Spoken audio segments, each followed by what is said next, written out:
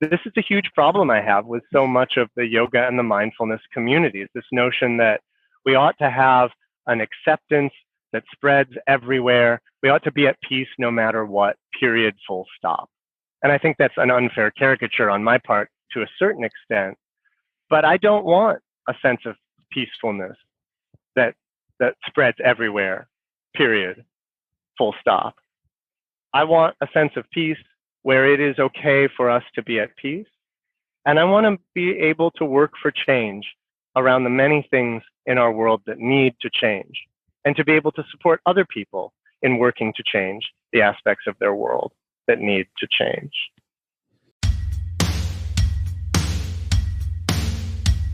Hey, my friends, this is Nishant, and welcome to the Nishant Garg Show. This is a podcast about helping you live a fulfilled life, and my job on this show is to invite world-class experts to extract the practices, routines, and habits to help you live a fulfilled and abundant life. Today's guest is Sam Chase. Sam designs and delivers programs in mindfulness, yoga, and resilience for organizations nationwide. After studying economics and English, he finished at the top of his class and went on to compete for the international Rhodes and Marshall scholarships.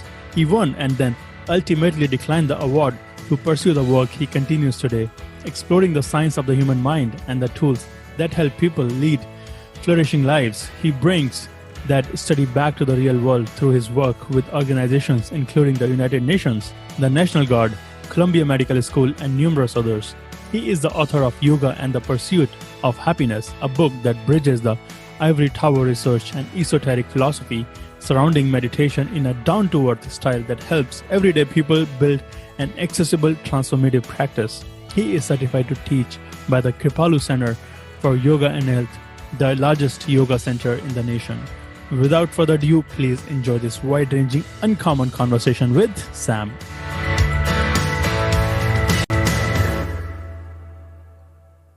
Sam, welcome to the show. Hi, thanks for having me. My pleasure. I was wondering if we could start with your education and studying economics and English. What happened? You declined international awards. Could you please speak on that?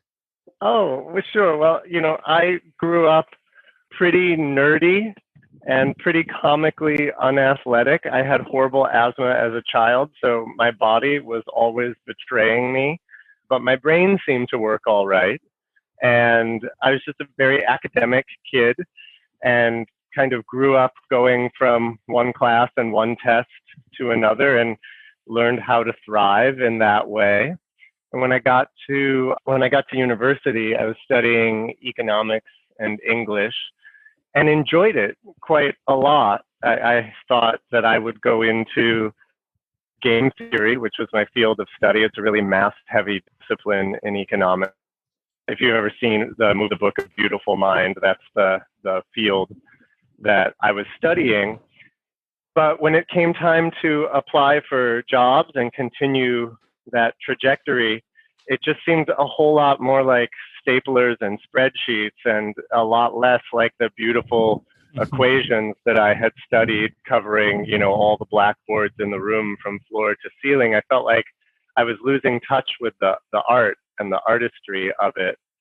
And I did well in school and was invited to apply for a lot of international scholarships and fellowships. And when I won one, I felt like I had gotten to the top of the mountain and all I could see in the distance was more mountains. And I just couldn't climb anymore like that. To be quite honest, I had a bit of a panic attack and a downward spiral into a nice healthy dose of depression. And it was actually yoga and mindfulness practices were a huge catalyst for helping me figure out like what was going on, why I couldn't say yes to what was supposed to be the most amazing opportunity of my life thus far. And those are some of the things that helped me kind of get back on my feet, get my head on straight, and start going after a life that was maybe a little bit more self-directed than the one I had been living. What made you to decide not to pursue that extravagant career? It was one of those, it was like a moment of reckoning for me in that I felt like till that point in my life, I had largely been doing and valuing the things I had been told and rewarded for doing and valuing. I cared about the stuff that I thought I was supposed to care about, the stuff that, an academic career would tell you to care about. And I'm not saying these are bad things to care about at all. They're wonderful things to value. But it was one of those moments where I discovered that maybe they weren't actually my values. Like maybe those things didn't mean as much to me as I thought they did, or as I thought they should. And that was, I think, the source of panic for me, was discovering that the values I had maybe didn't feel like my own, but there was nothing to replace it with. I couldn't say to you, oh, I cared about this other thing so much more. It was a moment in my life where I was like, I don't care about this anymore, but I don't know what I'm supposed to care about instead. And this is one of the reasons why starting a yoga practice and a mindfulness practice were actually really helpful for me. I mean, beyond all of the lovely things that these practices do for your body and your mind, I feel like the most fundamental questions of yoga and of mindfulness are questions like, who am I? And what should I do in the world? What's worth caring about? And so it was extremely helpful to stumble into that world at that time in my life. Were you already doing yoga and mindfulness practice, or did you start after your education, formal education? No, so I chucked my whole academic career, and as I said, fell into a nice downward spiral of depression for a little while. And it was actually a friend of mine who sort of watched me like flailing and drowning in my own misery, who said, maybe you ought to go try a yoga class, which was like the most unlikely thing for me. I mean, when I grew up in America in the 1980s, we had this thing called the President's Fitness Challenge, which was like a government-sanctioned physical ability test that everybody did in grade school, where basically you sit down with your legs out straight and stretch your fingers as far as you can past your toes. And there's like a ruler that goes from 0 to infinity. And I couldn't even reach my toes. And I thought, what business do I have doing a yoga class? But I did. I gave it a go, and it was pretty transformative for me. Although when I started, I absolutely hated it. What kind of yoga was that? I had the good fortune of, by blind chance, stumbling into a Kripalu yoga class. And that was pretty good luck on my part, because as I'm sure you know, there are all kinds of different styles of yoga. That's a toolbox with lots of different tools in it. But Kripalu yoga in particular, I think I feel is a really compassionate form of yoga, and one that was really perfect for me, because it starts with it's grounded in a lot of self-acceptance, a lot of compassionate self-awareness. And it's not really about touching your toes or getting your leg behind your head or floating an inch up off the floor. It's about figuring out who you are and how you want to be in your world. So I stumbled into exactly the right place. How old were you at that time? It was early in my 20s, probably about 22. That's very young age for starting yoga, actually. I did not know anything about yoga when I was 22. Well, at the time, if you had told me that my work in the world was going to be to teach yoga and mindfulness, the first thing I would have said is, what's yoga? And the second thing I would have said is, you're absolutely crazy. There's no way I would be caught dead doing that. But, 20 years later, look, here I am. And here we are doing this podcast. So when you decided not to pursue your academic career, what was your family reaction? I'd always been really fortunate to have an incredibly supportive family. I mean, a lot of my academic advisors thought I was absolutely crazy. Some of them were justifiably furious, because the awards I turned down were not only important to me, but important to my university. But my family never flinched or second guessed. I remember both my mother and my father were like, well, we don't know what you're going to do, but we believe in you and we know that you're going to figure out what you're going to do. And we've always seen you land on your feet and you got a good head on your shoulders. So we know you're going to figure it out. And that was actually hugely helpful. I feel like, they were concerned, obviously. No one likes to see their child struggling, but their faith in me helped me have faith in me. I think about a lot now that I have kids. What advice would you give to a college student, let's say 22-year-old college student? As I look back on that time, I feel like anyone at that age to have this mapped out and to know who they are in the kind of way I feel like you would want to know who you are if you're going to be making big life choices like that. And at the time, everything seemed so final, like so conclusive. And I guess the advice I would give to someone in a similar position as I look back is that the choices you make at that time, I think, are transformative ones, but they're not final ones. And I've seen my life change in the 20 years since then in incredible ways. Some of them were self-directed. Some of them had nothing to do with what I wanted. And I would say to a student at that point in their life, this is not your final choice. This is just one. So I think for a student at that point in their lives, I would just say that nothing's final. Nothing is final. Yes. How did you fall in love with yoga? You talk about yoga and mindfulness. How did you really fall in love with that? For me, it was, I remember it quite well, actually. In the end of the yoga classes that I would go to when we would lay down for Savasana, which at the time I just thought, oh, here's a nice little nap at the end of this class. I didn't realize what was actually taking place in that part of the class. But I would have this experience where nothing happened. And from where I was coming, from how it felt to be me, having a few moments that felt like nothing actually felt pretty good by comparison. But I had never felt anything like that. A moment where my mind was really quiet and I was really present and I could just be. And I kept coming back for that because it was really unlike anything else I'd experienced. And that was what, beyond the stretching and the moving my body and the discovering how to manage my breathing, it was that feeling of being able to just be for a few minutes that made me fall in love. If somebody has never done yoga, how should they start getting into yoga practice?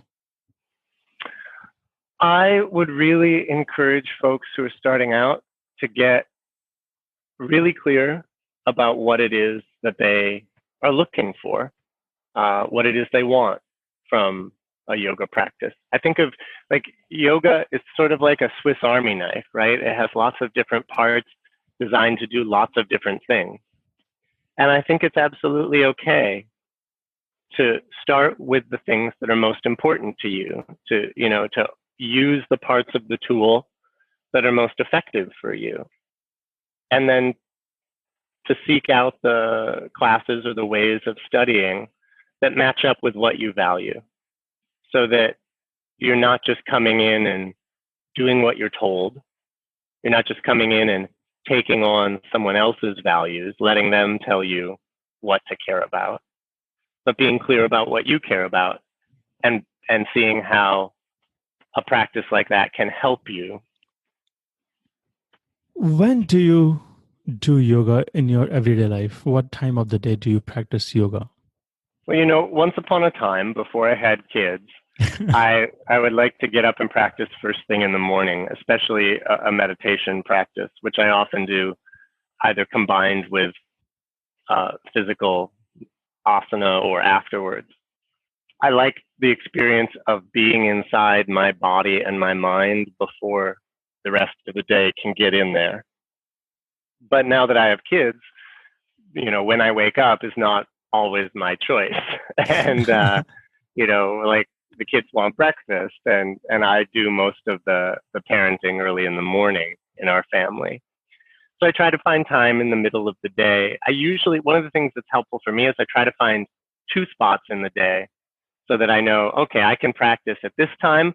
And if something comes up, I've got a backup, which I often have to utilize. And if I get to practice at the first time, then the second time is free time and I can do a little more or just do something else. But I find that the busier and more complex my life gets, the more and more I need to have a backup plan. What time in the morning do you do meditation? So nowadays, I get the kids settled in with breakfast and then I usually take a little time for myself. We have a little space out front in our brownstone in Brooklyn, and I planted a lot of flowers out there. And I like to sit on the bench and, settle in and be able to hear the people in the cars going by and the day starting in the city.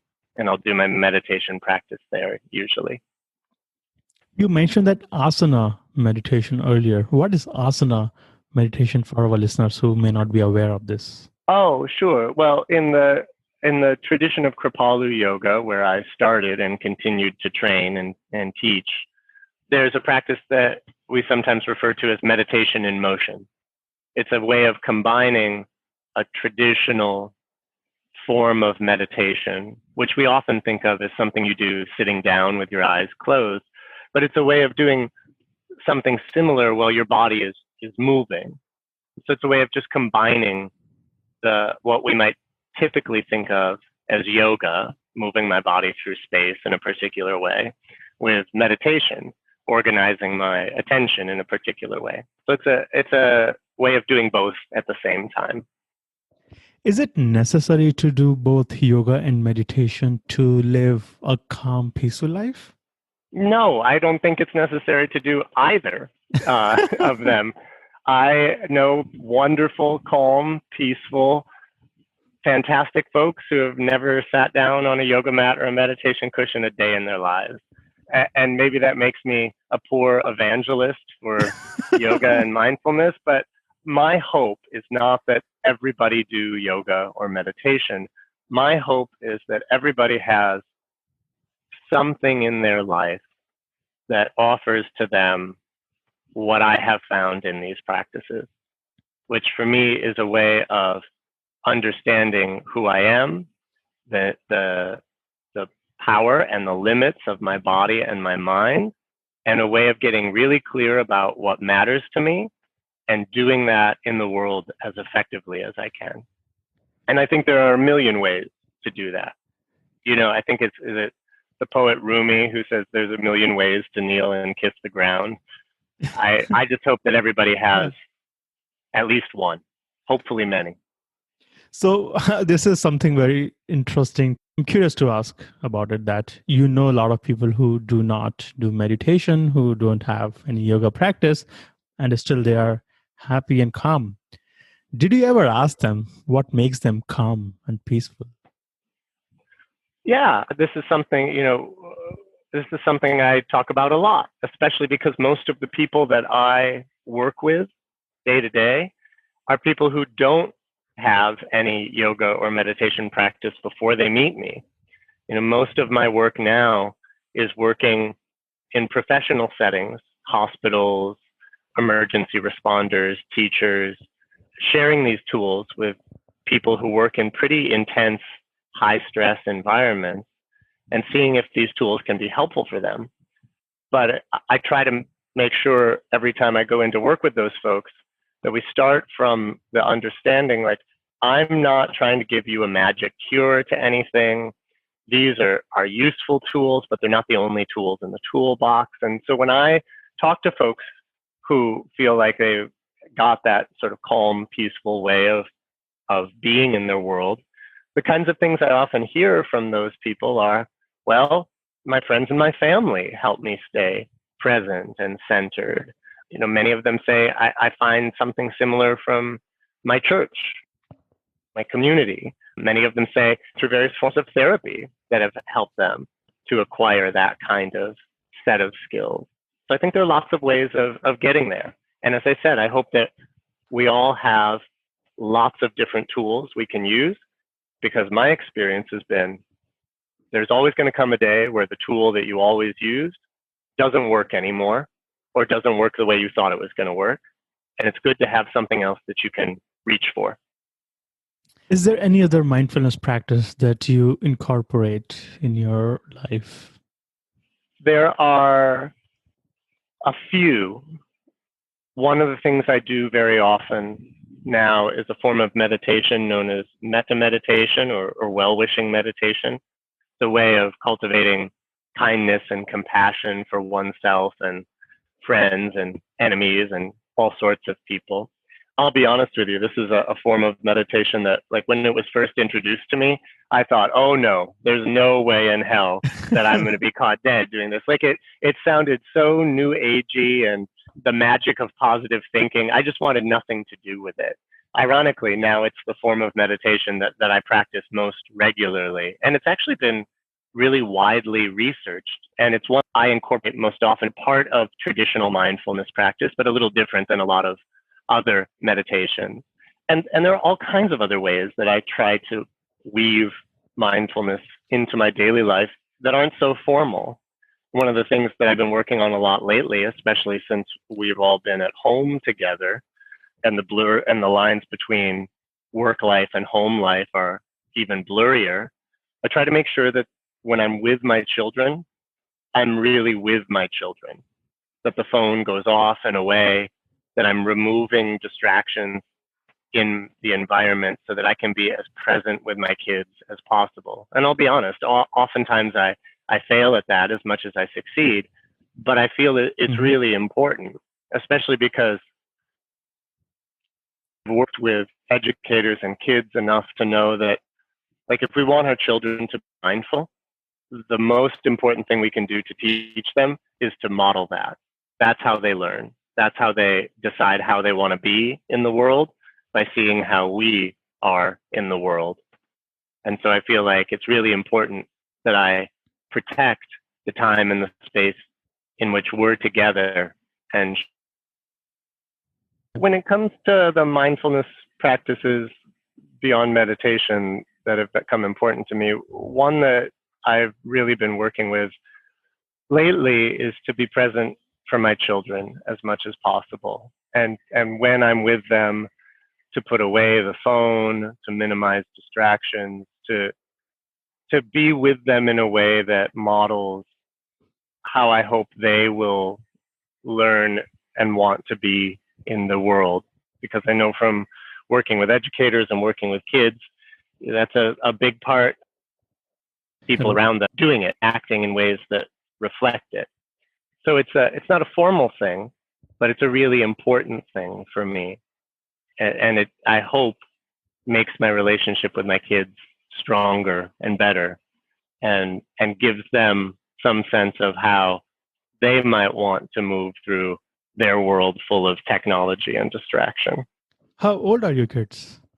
My son is 7 and my daughter is 4. Do you talk about mindfulness with your kids? I would say yes, but not in a way that's formal at all. You know, we talk about how we manage our feelings. We talk about what it's like to be present and focused. And we talk a lot about, managing emotions. And I think that's part of a mindfulness practice, being able to recognize the waves of your experience and where you can adjust them and where you can be patient with them. I think that's absolutely part of mindfulness. It's also part of being a human being. And Yeah. we talk about that. We talk about that all the time, because they're kids. They have big feelings. And learning how to handle that is an important part of being a kid. Probably an important part of being a grown-up too. So when you talk to your kids, do you use different terms, or you just use words like feelings or mindfulness? I'm curious to know, how do you teach mindfulness to a kid? Well, as I said, I think that the most impactful way to teach mindfulness to a kid is to do it yourself as a grown-up. And I don't mean like sitting down to meditate in front of a 4-year-old. I mean, showing up for a kid in a way that is present and focused and intentional, open and curious and non-judgmental, because kids, like kids' ability to self-manage and self-regulate is not fully developed. Like they're neurologically incomplete, and they rely on the brains and the nervous systems of adults around them to learn this skill of managing themselves, which means like their ability to take care of themselves is a relationship. I think this is true as we're adults, but it's particularly true of kids. And so I really do believe the best way that we can teach kids mindfulness is to do it and be it. But to simply answer your question, no, when I'm with my kids or when I'm working in schools, I almost never use the word mindfulness. Like my kids have seen me meditating. They know what it is, but we don't talk about it or do it in that formal way. But with my son in particular, like we've talked about feeling your breathing, and we've played with how slowing your breath down and taking deeper breaths can help your body to calm down. But we don't try to dress it up in any particular way. We talk about it as just part of like being a human being and figuring out how to handle being a human being. This is wonderful if we can teach mindfulness in different forms to kids. We can literally transform their lives to a greater good. Well, and my big hope is that any kid who takes up any kind of practice like mindfulness feels like they have more choices in their lives. Like I don't believe that I'm transforming kids with mindfulness. I work a lot with the Department of Education here in New York City, and I don't believe that I'm transforming kids in that work. I believe that I'm giving kids tools that they might use to transform themselves. And that's what I hope for anyone who takes up yoga or mindfulness, is that they just feel like they have more choices as they move through the day, more freedom in how they operate. Is there any mindfulness tool that you do not like to work with? I mean, I feel like, everybody has their favorite flavors of ice cream and the ones that they'll take a pass. But I have found value in most any mindfulness practice that I have encountered. There's certainly none that I would say, oh, no one should be using this. That's not been my experience. But I will say these tools aren't one size fits all. And for certain folks, certain tools are going to be more or less useful. And for some people, some tools might not feel appropriate. I work a lot with people who have a history of trauma or work in environments where trauma is pretty extensive. And so all of them have episodes of what we call secondary trauma, where they have, witnessed experiences of trauma, and that can be challenging. Oftentimes for folks who have trauma in their lives in a big way, something like just closing your eyes and focusing on the feel of your breathing, that can feel disorienting or uncomfortable in a way that might not be helpful. It might not be the place that we would want to start. And so we might, with folks like that, focus on the sounds and the space around you, something more external. Focus on the feeling of your feet on the ground or your body against the chair, something that's supporting you, making you feel really stable. So I think it's a question of like, where's the front door? Where do you want to what's the most appropriate place to begin? And this has become really important for me in all of the work that I do. I want to make sure that the tools I'm using meet people where they are and don't ask them to stretch who they are a whole lot in order to give these practices a try. I want to make it as accessible as possible. And I don't feel like that's dumbing it down or oversimplifying it.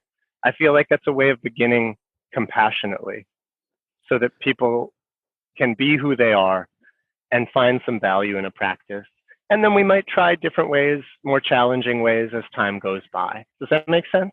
It does. I really love how you explain that, meeting people where they are, and these tools.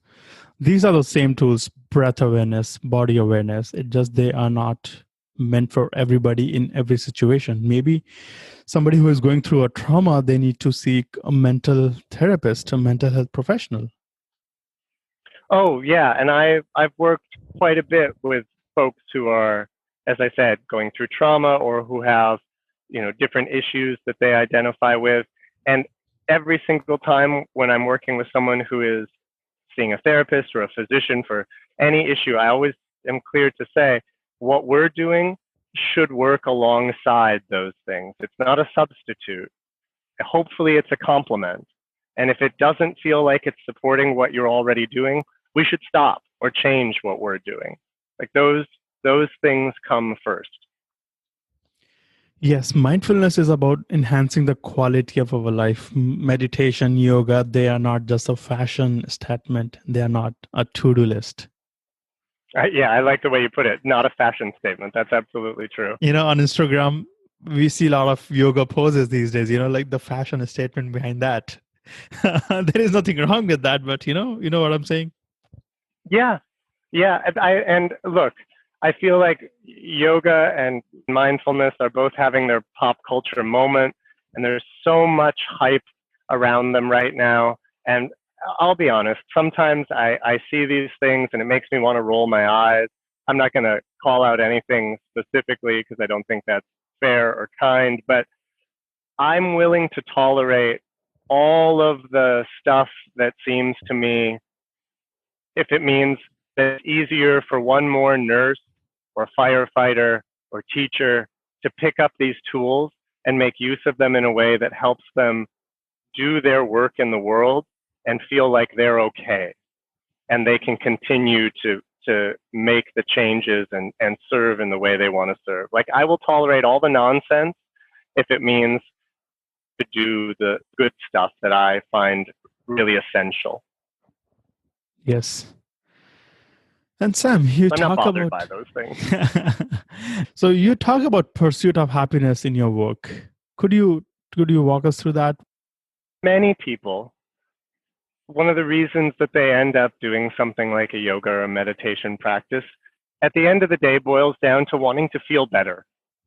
Whether that means learning to touch your toes or stay calm or find enlightenment in this lifetime. Like, folks want to feel happy, and that's a weird word. It's one of those words that I have a sense we all walk around feeling like we know it, but if you poke it and push a little bit and ask someone to really define it, it's a really hard concept to define, and it seems radically subjective.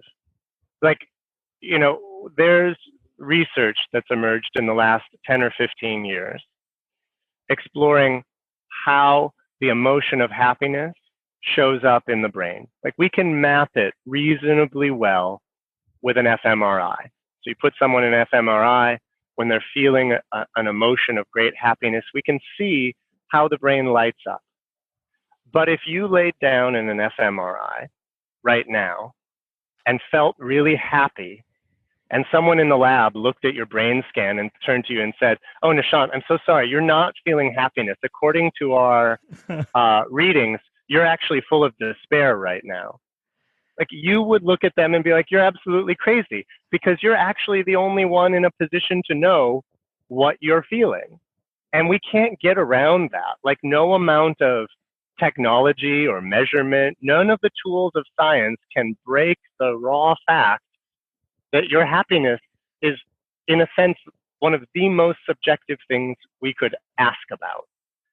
And so I don't try to define happiness for other folks. I think that's a foolish errand. But I do try to get folks interested in how they define their own happiness, how they experience and express their own well-being. It's my opinion that too often we let other people define for us what we ought to value what ought to make us feel good, what ought to be important in a life. And my hope is that we can examine those things and pull apart that question of happiness to get at some kind of core or foundation that lets me step into the world knowing this is what I value. Maybe I value it in part because it's a part of my family. It's a part of my work. That's okay. I'm not saying we should have a happiness that's not connected to our world. I don't know that that's possible. That's not something I would encourage for myself or anyone necessarily. But I think it's important to be able to affirm those connections or push back against those connections so that we have a real sense of agency and ownership about our happiness, our well-being, and our path in the world. Sam, is it possible that we can elevate our happiness level? Oh, yes, absolutely. Absolutely. So there are aspects of happiness that are genetic and environmental. And this is what we see when we look at differences between groups. You know, there is a component of happiness that is genetic. We play the cards that we're dealt. There are aspects of happiness that are environmental, part of the culture and the circumstances we live in. But there are also aspects of our happiness that we can change as time goes by.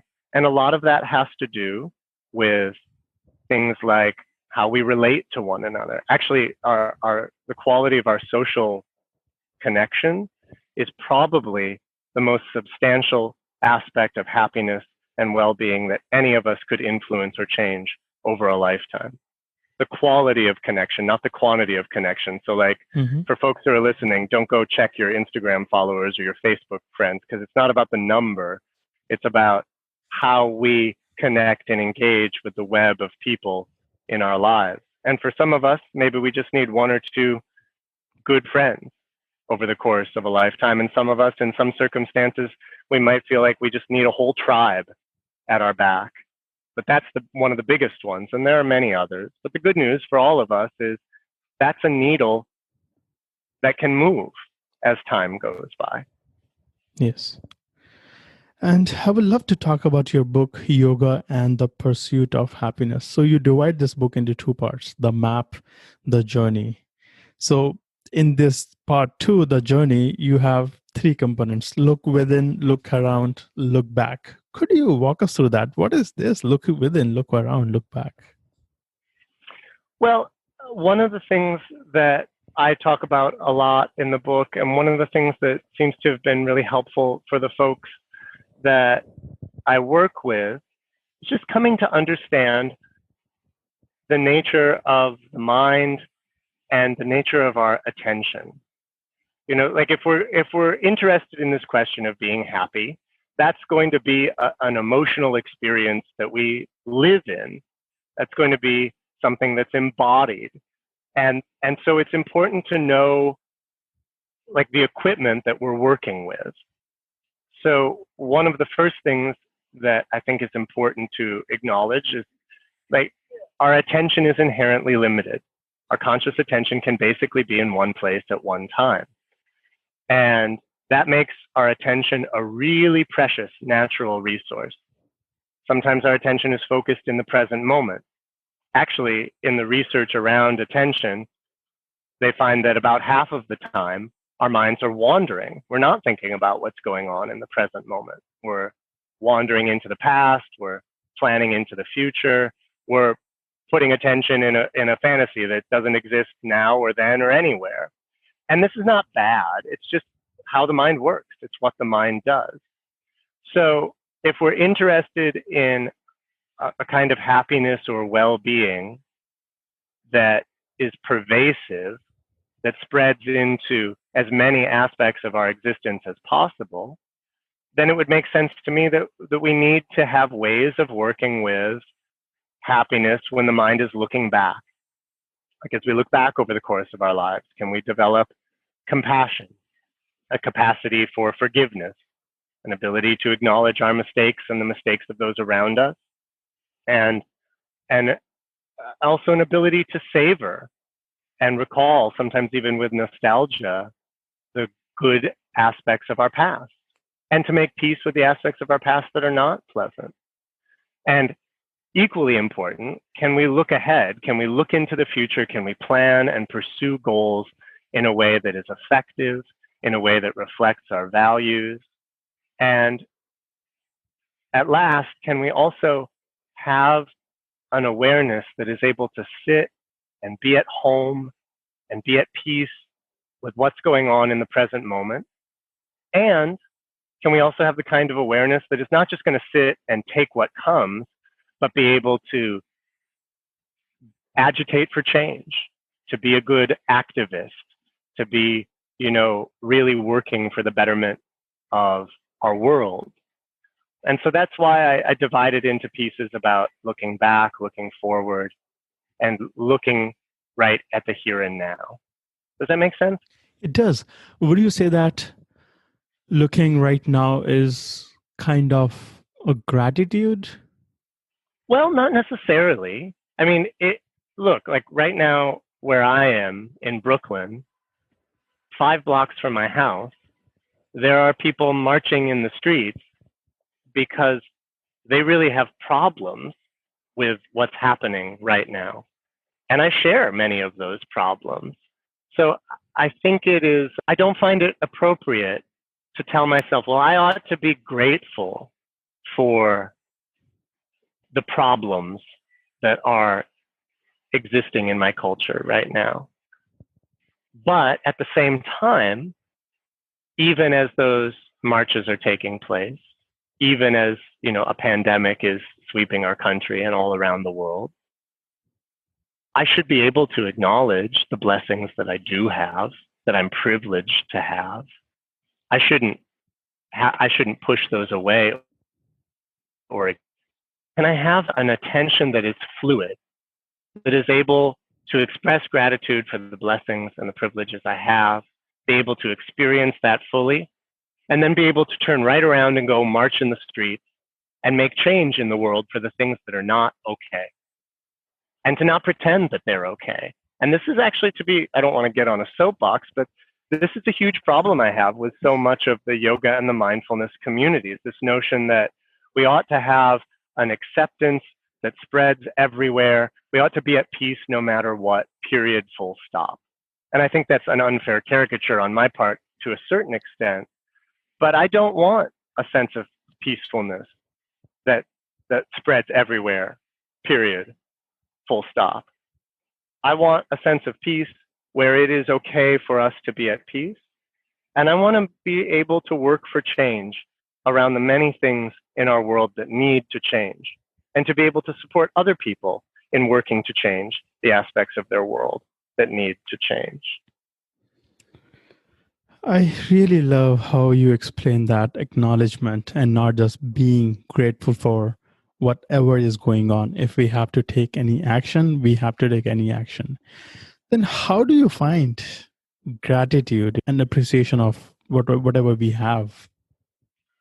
Well, I think there are circumstances where gratitude and happiness is not the answer. Like I'll give you an example. Please. Right after I wrote this book, I was asked to do a lot of radio interviews and things like that.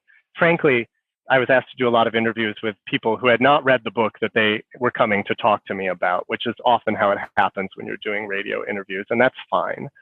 But I sat down to do this interview, and the first thing this gentleman said to me was, so tell me what are the secrets to being happy no matter what happens? And I said, I don't think that's possible. I think that's crazy. At a time like this, in a world like the one we live in, I would say if you're happy no matter what is happening, that's insane. And that's not what I would advocate for. Does it mean that we have to be unhappy? Whatever is going on into our world these days, are you saying that we do not have to be happy about it? Absolutely. Absolutely. I would say we don't have to be happy about everything that's going on. And furthermore, I would say there is a kind of happiness, a quality of happiness that we don't get to have, and I mean all of us, we all don't get to have when we live in a world that is struggling the way our world is struggling. And don't hear me wrong, I'm not pessimistic about this. I'm actually incredibly hopeful. What I believe is that we're here to wake each other up and help each other out. And I don't get to be happy in a certain way if all of my neighbors are suffering and struggling. That's a kind of binding that we get put on us when we live in a world that is struggling and suffering. Yeah, great, Sam. I love your thoughts. I love your opinion, and which is conflicting to my belief, but I really love how you're explaining that. This is not something woo-woo that you're talking about. We get to be happy no matter what. We get to be peaceful no matter what. But it doesn't mean that we get to be super unhappy, that we become miserable. Do you feel that? Absolutely. Absolutely. And I think it's important that we all support each other in waking up and growing and creating the kind of world that we want to live in together. And we have to be honest about that. Like, we have to be really sober as we look at ourselves and our world. And my hope is that everybody along the way can find blessings. I also hope that every single one of us has the kind of awareness that allows us to look at ourselves. And I'm going to get up off my meditation cushion and go do something to help change that. And before I ask you my last question, Sam, for this conversation, I would love to ask you, what have you gained from meditation and yoga practice? I feel the things I've found most are an ability to see myself in different ways. And I feel like that kind of self-awareness, that different perspective, is an important foundation for deciding how I want to be in the world. Wonderful, wonderful, Sam. And so before we close this conversation, do you have any recommendation, closing thought, or anything you would like to share with our listeners? No, it feels pretty complete for me. I really appreciate having the chance to chat with you and share some ideas. Thank you. Amazing. And where can our listeners find you online, Sam? Oh, I have a website. It's called samchaseyoga.com. I don't really do social media, Facebook, Instagram, Twitter. I have never really been a part of those communities. It's just never been my style. But I have a website and people can learn more about me and my work there if they'd like to. Great. Thank you so much, Sam. It was wonderful. Different conversation. I really loved it. Thank you for listening to this podcast episode today. If you did enjoy this, please subscribe to this podcast on Apple Podcasts, or you can visit https://nishantgarg.me, NISHANTGARG.me. You can also share this episode with your loved ones to help them live a fulfilled life. You are not alone in this journey. We all struggle in life. There is no shame in talking about it. I go through my highs and lows. I get depressed, and these practices help me in living a resilient life. You can also do this. You got this. Don't judge yourself. You are doing the best you can. And thank you so much again.